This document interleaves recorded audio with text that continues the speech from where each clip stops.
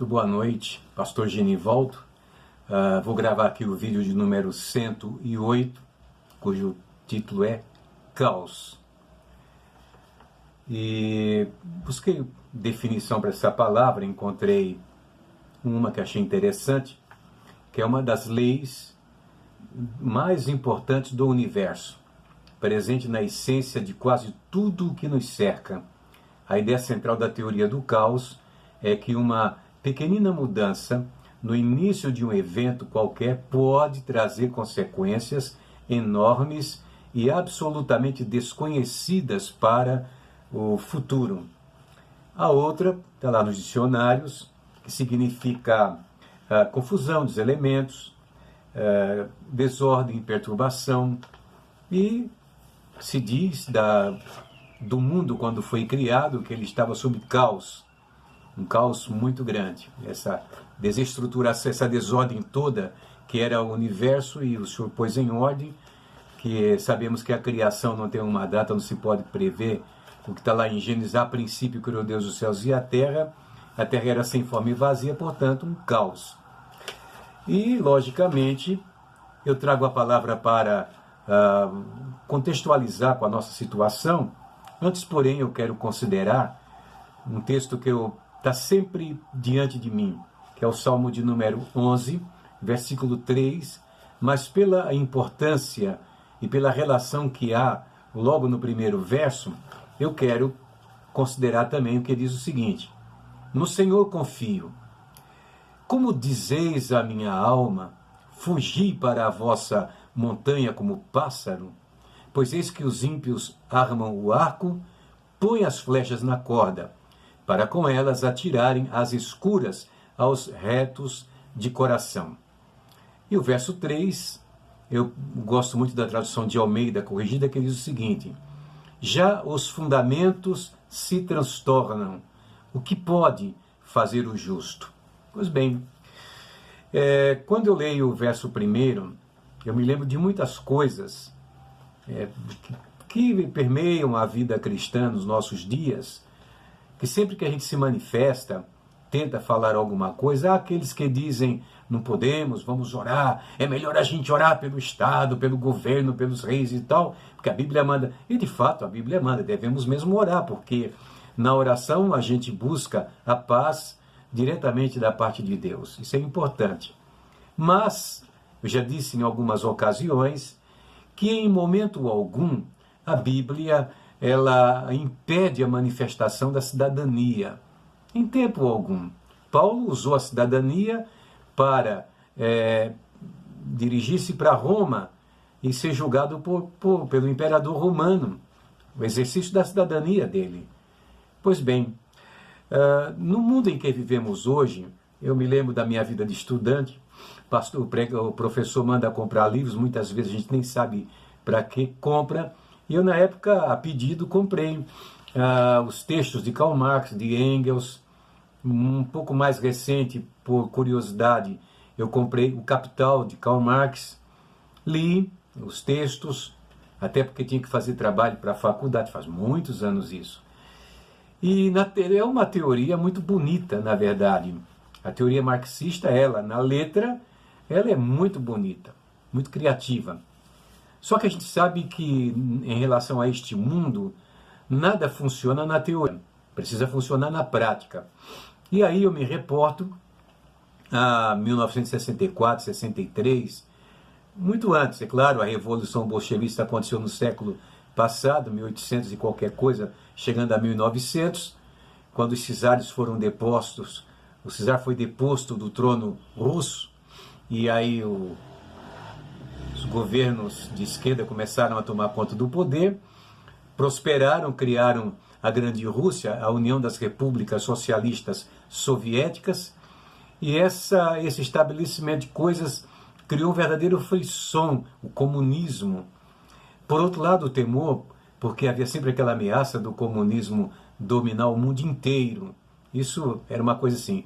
Eu me lembro de crentes que eram apaixonados pelo comunismo, porque ouviam os relatos, né, de que no comunismo tudo é igual, todo mundo come igual, todo mundo se veste igual. Você sabe que não é assim. Obviamente que não, tá? Quem está no poder está no poder, quem não está no poder não está no poder. Muito bem. Temos como exemplo aqui a América Latina, não é? Muito mais precisamente a Venezuela.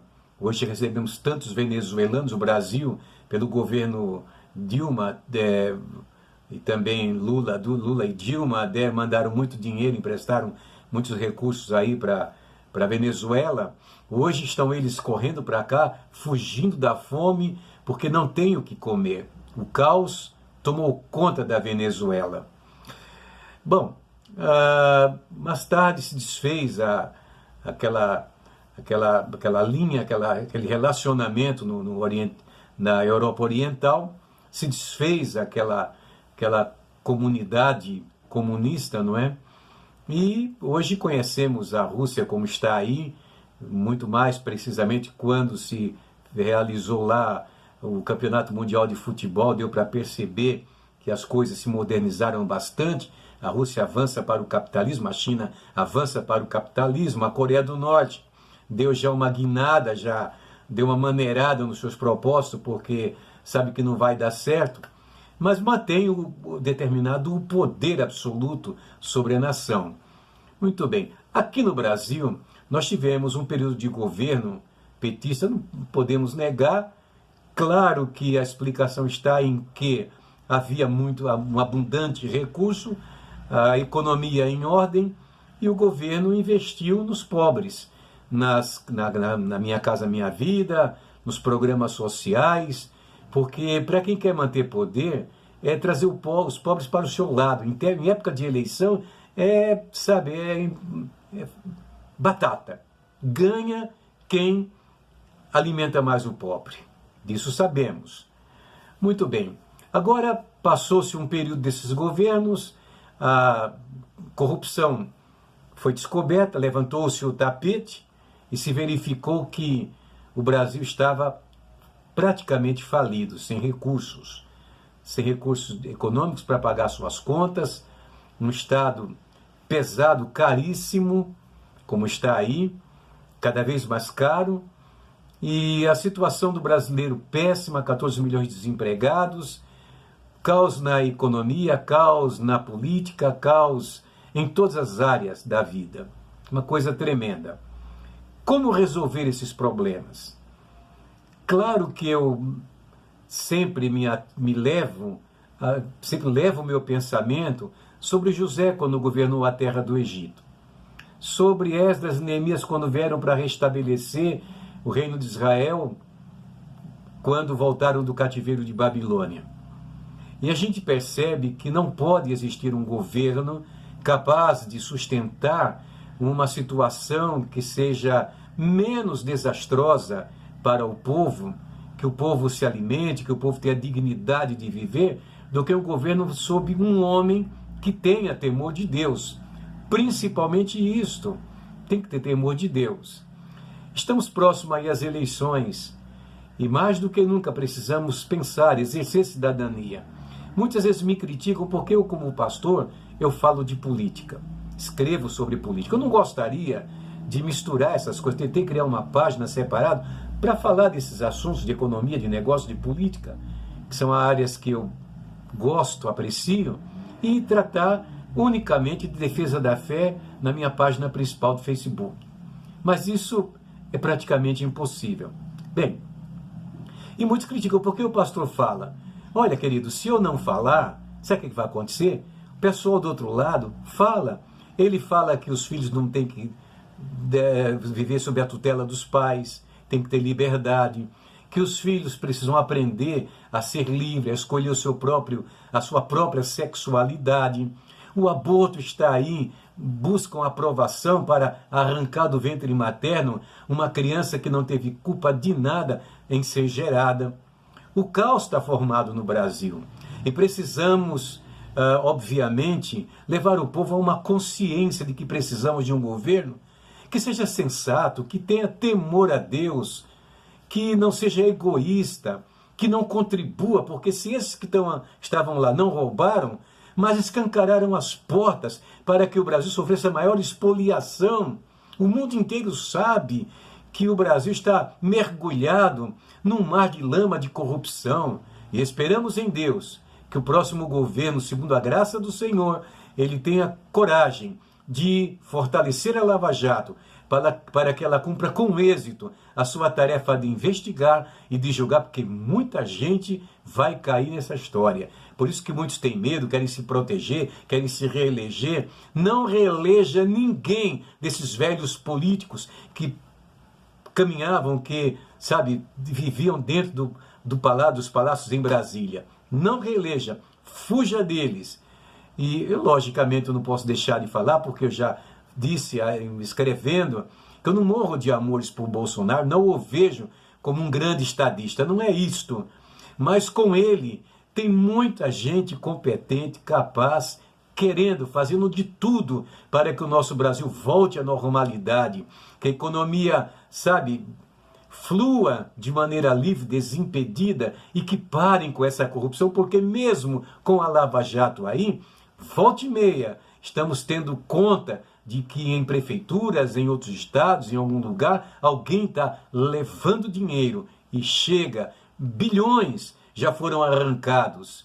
E prejuízo disso está nos leitos, falta de leito nos hospitais, falta de medicamento, falta de tanta coisa. Os homens, os pais de família perderam a dignidade.